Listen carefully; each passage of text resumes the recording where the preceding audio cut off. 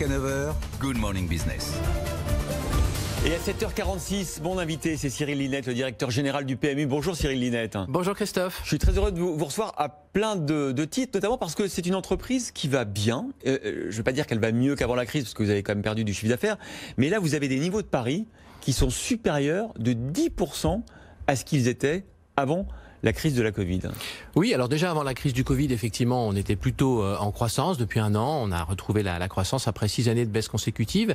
Là, effectivement, on est en forte croissance depuis 3 semaines. Je pense qu'il y a un aspect conjoncturel quand même. Parce qu'il n'y a pas d'autres paris, il n'y a plus de foot. Voilà, donc il faut être clair, il y a moins d'autres paris, il y a moins de compétition. Les gens avaient sans doute un petit peu d'argent, puisque pendant 2 mois, ils ont moins consommé et nos joueurs PMU avaient envie de rejouer. Donc c'est vrai qu'on a de très bons résultats qui nous amènent à penser que l'année, finalement, se terminera moins mal qu'on a pu le craindre à un moment. Vous avez révisé à la hausse vos prévisions de chiffre d'affaires pour l'année 2020. Maintenant, vous êtes à 600 millions d'euros pour le résultat net, alors qu'à un moment donné, vous m'aviez dit moins de 500, 450. Ouais. Alors, révisé à la hausse, pas par rapport à ce qu'on avait prévu avant le Covid, évidemment. Parce que pendant 2 mois de Covid, on est tombé à 10% du chiffre d'affaires. Il y avait plus de courses hippiques. Et nous, vous savez, on est un commerçant en point de vente. On n'avait plus de points de vente. Les points de vente étaient fermés.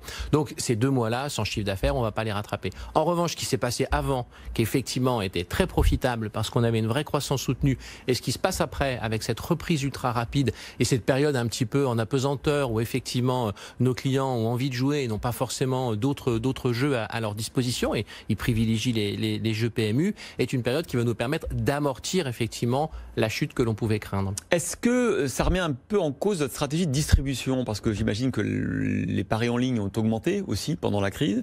On ne pouvait plus aller dans les hippodromes. Alors ça rouvre à partir de demain, en juillet. Le décret est sorti, ça y est, jusqu'à 5000 spectateurs dans les hippodromes.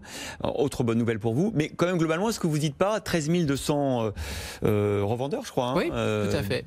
Est-ce que c'est pas trop, du coup? Non, parce que effectivement, ce qui se passe, alors les hippodromes, c'est relativement anecdotique en termes de business pour le PMU. Voilà, c'est moins de 2% du chiffre d'affaires. Le reste, effectivement, c'est 88% en point de vente et 10% sur Internet. Ce qui se passe, en effet, ça vous a pas échappé, effectivement, depuis 2 mois, c'est que la reprise, elle booste très fortement Internet, parce que les gens n'ont pas encore complètement envie de se déplacer dans les points de vente. Mais ce qu'on constate depuis 3 semaines, c'est qu'on a 30% d'augmentation sur Internet et qu'on est revenu au niveau sur les points de vente. Donc ça veut dire qu'on n'a pas de cannibalisation. C'est de l'additionnel. Plutôt ce qu'on appelle en marketing du développement d'usage, c'est-à-dire qu'on pourrait jouer de manière indifférenciée aujourd'hui sur Internet et en point de vente, ce qui n'était pas forcément le cas de notre clientèle, qui est quand même avant tout une clientèle de points de vente. Et justement, parce que je pense que c'est pas la même typologie de clientèle, vous avez l'impression, vous avez réussi à faire des études sur la typologie de cette nouvelle clientèle de paris en ligne. Est-ce qu'elle est plus jeune? Est-ce qu'elle découvre les courses à cette occasion? Alors, elle est un peu plus jeune, effectivement. On a 51 ans de moyenne d'âge en point de vente et 48 ans ou 47 ans sur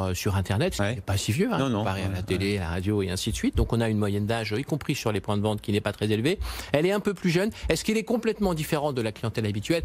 Pas complètement. Je pense qu'on est plus dans le développement d'usage, c'est-à-dire mon point de vente est fermé, je peux jouer chez moi le dimanche où il fait trop chaud, il fait trop froid, j'ai pas envie de sortir. On était très soumis à ce type de conjoncture, y compris météo, ce qui est normal. Si nos clients ouvrent un compte, parce que sur Internet, il faut ouvrir un compte, et s'habituent à jouer de manière indifférenciée, évidemment que ça va profiter au PMU. Est-ce que ça amène un nouveau type de clientèle? C'est toujours la difficulté au PMU. La clientèle du PMU se renouvelle, elle s'est toujours renouvelée depuis 30 ans, mais vous savez, elle le fait lentement, jamais au large, toujours par transmission, parce qu'on est initié au pari hippique par quelqu'un, on ne le devient pas à la suite de campagnes marketing très au large. Et je rappelle 3,5 millions de clients. Le chiffre d'affaires, c'est aussi les enjeux plutôt. C'est à peu près 9,5 milliards, 10 milliards. Bien sûr que ça finance en grande partie toute la filière du sport équestre.